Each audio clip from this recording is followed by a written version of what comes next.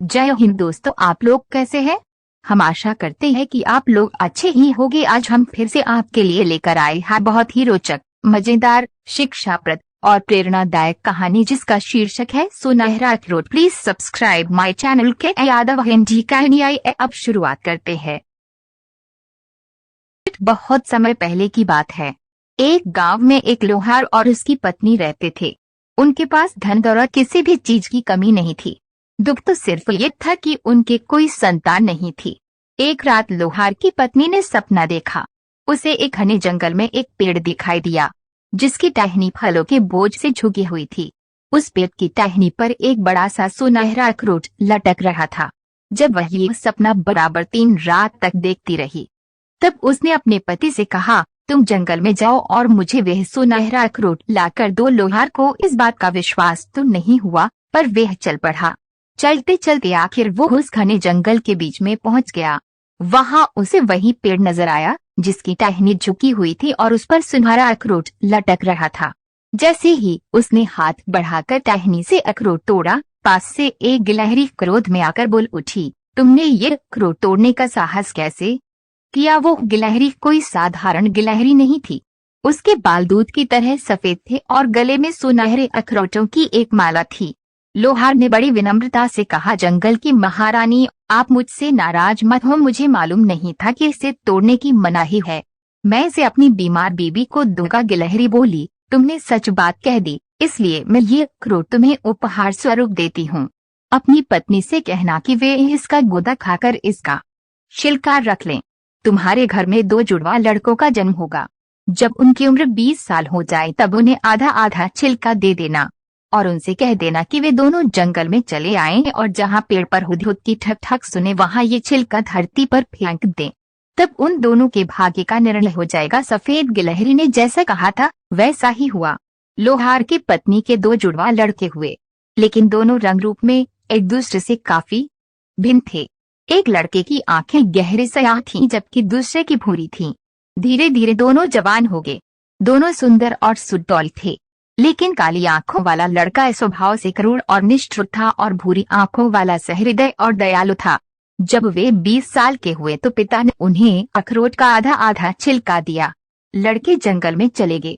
जैसे ही हुदहुद के ठक ठक की आवाज कान में पड़ी, उन्होंने वे खोल धरती पर फेंक दिए और दूसरे ही क्षण अपने आप को एक कल कल करते स्रोत के किनारे खड़ा पाया।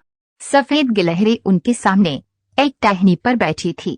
नीचे एक पेड़ के ठूंठ पर 2 अखरोट पड़े थे। उनमें से एक सादा और खुरदरा था और दूसरा खूब चमक रहा था। गिलहरी बोली, अपनी मर्जी का एक एक उठा लो, पर उतावले मत बनना, क्योंकि इससे तुम्हारी किस्मत का फैसला होगा। काली आंखों वाले लड़के से नहीं रहा गया। वह तुरंत झपटा और उसने चमकता हुआ अखरोट उठा लिया। खुरदरा अखरोट दूसरे भाई के हाथ लगा। सफेद गिलहरी ने कहा, अब अपना अपना अखरोट तोड़ो, जो कुछ निकले उसे पर संतोष करो, क्योंकि इसमें किसी तीसरे का दखल नहीं है। वह सफेद गिलहरी पूंछ हिलाती हुई जंगल में गायब हो गई। काली आंखों वाले भाई ने अपना अखरोट पहले तोड़ा। उसके सामने काले रंग का एक कोतल घोड़ा खड़ा था। घोड़े की काठी से एक वर्दी बंधी थी जिस पर सुनहरी फीता लगा हुआ था। इसके अलावा एक तलवार थी जिसका दस्ता सोने का था। उसने बड़ा खुश होकर बड़े गर्व से कहा, आहा, इस तलवार के बल पर तो मैं दुनिया भर का धन इकट्ठा कर लूंगा। इसके बाद भूरी आंखों वाले लड़के ने अपना अखरोट तोड़ा। उसके सामने भार ढोने वाला साधारण टट्टू खड़ा था। उसकी पीठ पर एक थैला था जिसमें 1.5 मन बीज थे। दोनों भाई अपने अपने घोड़े पर सवार होकर अलग अलग दिशा में चल पड़े। भूरी आंखों वाला एक दिन जंगल में और 2 दिन मैदानों में भटकता रहा। तीसरे दिन शाम को वह गांव में पहुंचा और रात बिताने के लिए कोई ठिकाना ढूंढने लगा। जब वह एक झोंपड़ी के सामने जाकर रुका तो एक किसान ने बाहर आकर उसका स्वागत किया और विनम्रतापूर्वक कहा, आप खुशी से हमारे यहाँ ठहर सकते हैं। हमें खेद है कि हम आपकी अधिक सेवा नहीं कर पाएंगे। एक डाकू हमारी फसलें लूट ले जाता है। तब भूरी आंखों वाले लड़के ने उस किसान से पूछा कि आप उसे पकड़ते क्यों नहीं। किसान ने उत्तर दिया, हम कैसे पकड़ें, वह आदमी नहीं है, वह तो गर्म हवा है जो फसलों को झुलसा देती है। वह अपना बीज का थैला सिरहाने रखकर किसान के आंगन में लेट गया। उसे ऐसा महसूस हुआ कि बीज हिल रहे हैं और बीज कह रहे हैं कि हमें बो दो। हमें बोधो थैले में से आवाज आई डैश हम ऐसी घनी दीवार बना देंगे जो गर्म हवा को खेतों में आने से रोक देगी। अगले दिन लड़के ने किसान से कहा, क्या मैं आपके साथ रह सकता हूँ? शायद हम दोनों गर्म हवा को रोकने में सफल हो जाएं। किसान यह प्रस्ताव सुनकर बहुत खुश हुआ और वे दोनों एक साथ रहने लगे। अब भूरी आंखों वाले नौजवान को वहां रहते साल 2 साल नहीं 20 साल बीत गए, यहाँ तक कि उसके सिर के बाल सफेद हो गए। उसने जो बीज बोए थे वे जैतून के लंबे लंबे घने पेड़ बन चुके थे। गर्म हवा उनसे टकरा कर लौट जाती थी और खेतों में खूब गेहूं उगता था। वे हर साल बढ़िया से बढ़िया फसल काटते थे।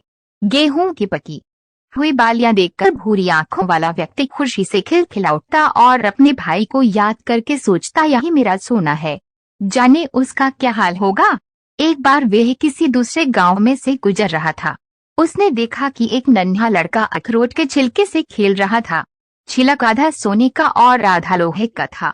भूरी आंखों वाले व्यक्ति ने उस लड़के से पूछा कि तुम्हें ये छिलका कहाँ से मिला है?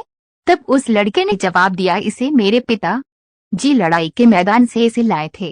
किसी सेनापति ने हमारे देश पर हमला किया, घमासान युद्ध हुआ, सेनापति और उसके सिपाही मारे गए। जब लोग सेनापति को दफनाने को ले चले तो उसकी वर्दी में से यह छिलका धरती पर गिर पड़ा था। भूरी आंखों वाले ने पूछा, उस सेनापति का नाम क्या था? लड़के ने उत्तर दिया, ये मुझे मालूम नहीं, खुद पिताजी भी उसका नाम भूल गए थे, इसलिए उन्होंने मुझे नहीं बताया और मुंह बनाकर कहा, हमें उसका नाम जानने की जरूरत ही क्या है। जो शत्रु बनकर किसी का देश हड़पना चाहे उसका नाम कौन याद रखेगा। काली आंखों वाले सेनापति भाई का यहाँ पर अंत हुआ, लेकिन सदियां बीत गईं। इस बुरी आंखों वाले भाई को लोग अभी याद करते हैं और उसका नाम बड़े आदर और प्यार से लेते हैं। शिक्षा, इस कहानी से हमें ये सीख मिलती है कि हमें जीवन का कोई भी निर्णय बहुत ही सोच समझ कर लेना चाहिए। दोस्तों, ये कहानी आप लोगों को कैसी लगी कृपया कमेंट करके अवश्य बताएं। यदि ये कहानी आपको पसंद आई हो तो प्लीज वीडियो को लाइक करें, शेयर करें और हाँ, ऐसी ही रोचक, मजेदार, शिक्षाप्रद और प्रेरणादायक कहानियों को देखने और सुनने के लिए हमारे चैनल को सब्सक्राइब अवश्य कर लें, जिससे कि हमारे हर एक कंटेंट की अपडेट्स सबसे पहले आप तक